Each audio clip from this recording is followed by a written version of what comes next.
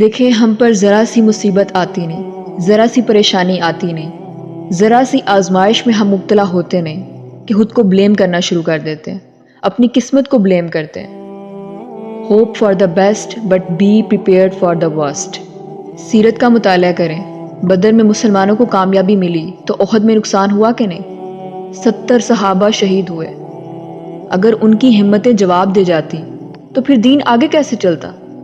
اللہ تعالیٰ خود قرآن پاک میں فرماتے ہیں وَلَنَّبْلُوَنَّكُمْ بِشَيْءٍ مِّنَ الْخَوْفِ وَالْجُوعِ وَالنَّقْصِ مِنَ الْأَمْوَالِ وَالْأَنفُسِ وَالثَّمَرَاتِ، کہ ہم تمہیں لازماً آزمائیں گے، خوف کی کیفیت سے، فکر و فاقے کی کیفیت سے، بھوک سے، جان کے نقصان سے، مال کے نقصان سے، محنتوں کے حاصل کے ضائع ہو جانے سے۔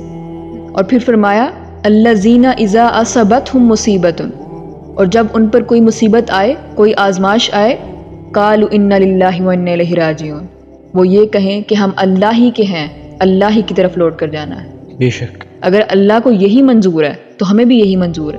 وہ مصیبتوں کا رونا نہیں روتے، وہ قسمتوں کو بلیم نہیں کرتے، وہ صرف یہی کہتے ہیں کہ ہاں اگر میرے رب کی رضا اسی میں ہے تو میں بھی اسی میں راضی ہوں۔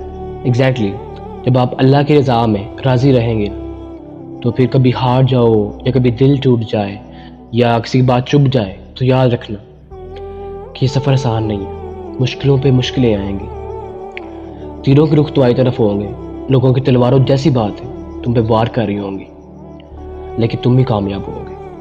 اگر تم اپنے نفس کی قید سے خود کو آزاد کر دو گے نا، دنیا میں تمہیں کوئی قید نہیں کر سکے گا، کوئی تمہارا سکون نہیں چھین سکے گا۔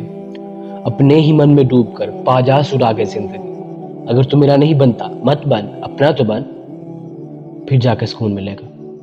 اور یہاں پر مجھے مولانا محمد علی جوہر کا واقعہ یاد آ گیا کہ ایک مرتبہ جیل گئے، ان کی ایک بیٹی جوان بیمار ہوئی، فوت ہو گئی، باہر چھوڑا انگریز نے کہ جاؤ بھئی دفن کر دو۔ دوسری مرتبہ جیل گئے، دوسری جوان بیٹی اسی مرض میں مبتلا ہوئی۔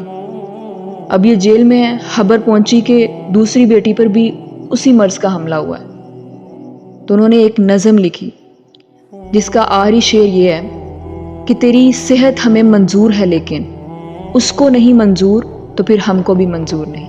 ایگزیکٹلی، جب تک یہ کیفیت نہ ہو اس میدان میں انسان ثابت قدم نہیں رہ سکتا کہ دیکھیں میرے رب کو اگر یہ منظور ہے تو مجھے بھی یہی منظور ہے، راضی و رضائے رب۔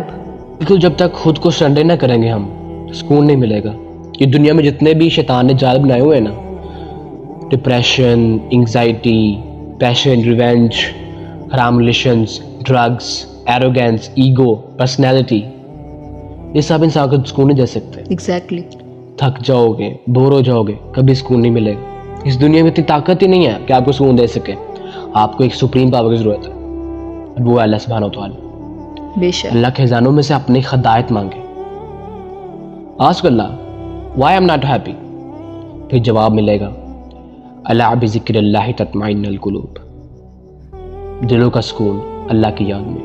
وبشر الصابرین اولئک علیہم صلوات من ربہم ورحمہ، کہ یہی ہیں وہ لوگ جن پر میرے رب کی طرف سے عنایتیں ہیں اور ان پر رحمتیں ہیں، واولئک ھم المہتدون، اور یہی ہیں وہ لوگ جو ہدایت پانے والے ہیں، جو ہدایت یافتہ ہیں۔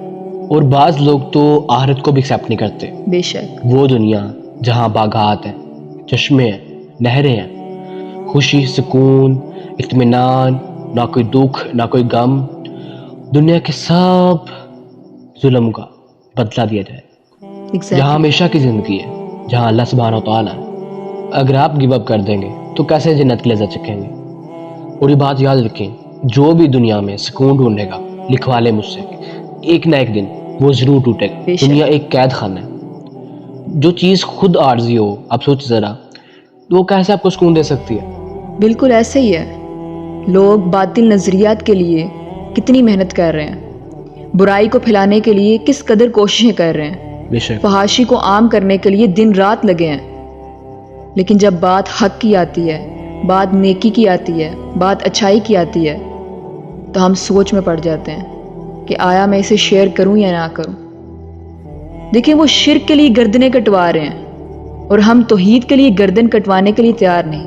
ابو جہل جو کہ بڑا متکبر فرعون قسم کا شخص تھا، جب اس کی گردن کاٹنے لگے تو کہنے لگا کہ ذرا مجھے نیچے سے کاٹنا، کہ جب نیزے پر لٹکاؤ تو ذرا میں اونچا نظر آؤں۔ دیکھیں مرتے وقت بھی اس کی کیفیت ہے کہ اس کا تکبر ابھی تک قائم ہے۔ اور دیکھیں تکبر تو خوف نہ ہو دل میں پھر آتا ہے۔ ہمارے پاس دنیا ہی ہے، ہمیں بس یہی خوف ہے اگر میں نے اپنی خواہشات کو، اپنی ڈیزائرز کو اللہ کے سپرد کر دیا تو دنیا سے مجھ سے چھوٹ جائے گی، لوگ بھاگ جائیں گے، دوست چھوڑ جائیں گے، فیملیز اٹھا کر باہر پھینک دیں گے۔ اپنی خواہشات کو، اپنی چاہت کو میں کیسے اپناؤں گا؟ دیکھیں حدیث القدسی ہے، اللہ تعالیٰ فرماتے ہیں ایک تیری چاہت ہے، ایک میری چاہت، پھر ہوگا وہی جو میری چاہت ہے۔ اگر تو نے سپرد کیا اپنے آپ کو اس میں جو میری چاہت ہے تو پھر میں تجھے وہ بھی دوں گا جو تیری چاہت ہے۔ اگر تو نے مخالفت کی اس میں جو میری چاہت ہے تو پھر میں تھکا دوں گا تجھ کو اس میں جو تیری چاہت ہے، پھر ہوگا وہی جو میری چاہت ہے۔ Exactly. So ultimately only that will happen what Allah subhanahu wa ta'ala has written for us. So ہونا تو وہی ہے جو اللہ چاہنا ہے، تو پھر کیوں نہ خود سے ہم اپنی چاہت کو، اپنی ڈیزائرز کو اللہ کے سپرد کر دیں۔ بالکل، دیکھیں اگر حق کو غالب کرنا اللہ کے ذمہ ہو تو ہمیں تکلیف دینے کی ضرورت ہی نہیں۔ دیکھیں اللہ کے آگے تو کوئی باطل کی طاقت ٹھہر نہیں سکتی۔